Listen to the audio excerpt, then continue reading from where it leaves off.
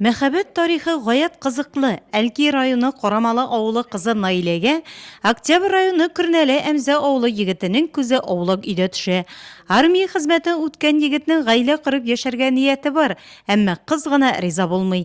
Әле башкаларны димләп карадым ди Наилә әби. Нишләргә дип озак уйлап тормый егет кызны чанага салып урлап кайта. Әмма кызның әтисе белән килешеп, күрәсең егетне булачак бабай ошаткан булган. Хәзер ул чакларны аксакал белән ак әби көлешеп искә ала.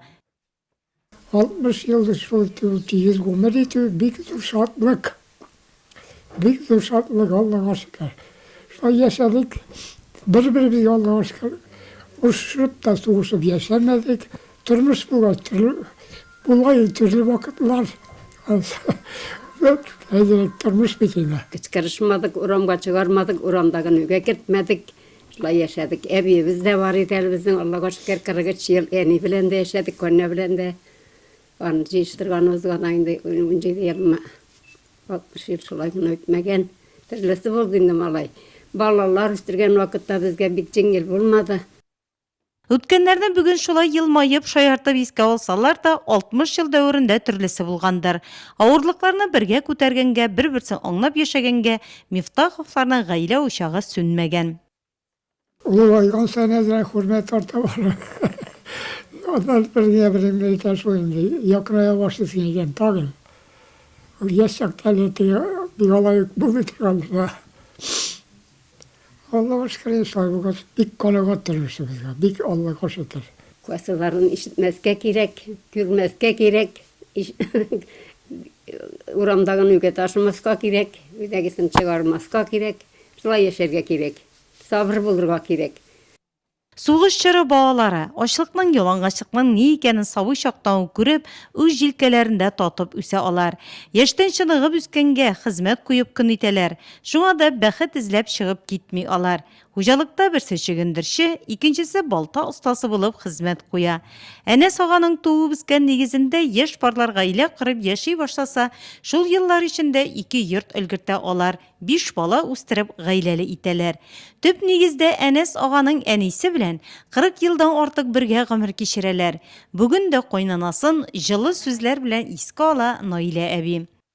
Әтегіз кешеттер көрір деп, бұна ел әтеден күркітіп тұрдық балаларını da.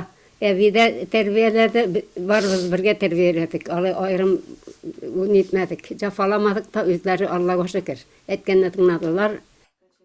Гаилә нигезе нык булса, тормыш авырлыклары сизелми ди өлкәннәр.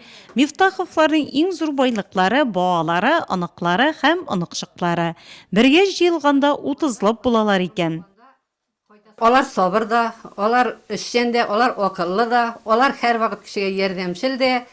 Olda min aytamam bütün her bir kişi наверное eti bilen eniге кеңеш сұрап келгәдер дип. Biz munda üstük. Туганнан бері biz munda каникул сайын biz munda кайттык.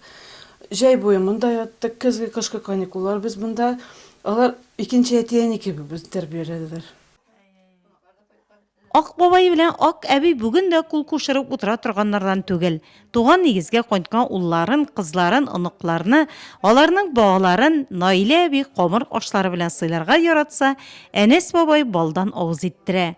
85 яшьлек ак бабай бүген дә умарталар тота. Хуҗалыкта кышкырт, сарыклар асрап көн күрә Мифтаховлар. Әле сыер тирлеген 4 ел элек кенә тотмый башлаганнар. Ак бабай үзе көн дә мәчеткә йөри. 5 вакыт намазны калдырмый, ил көнгә тынычлык теләп яши Әнәс һәм Наилә Мифтаховлар. Тигезлектә гомер итү зур бәхет ди алар. 60 ел пар канатлы булып яшәүче ак бабай белән ак әбинең сүзләре белән килешми мөмкин түгел.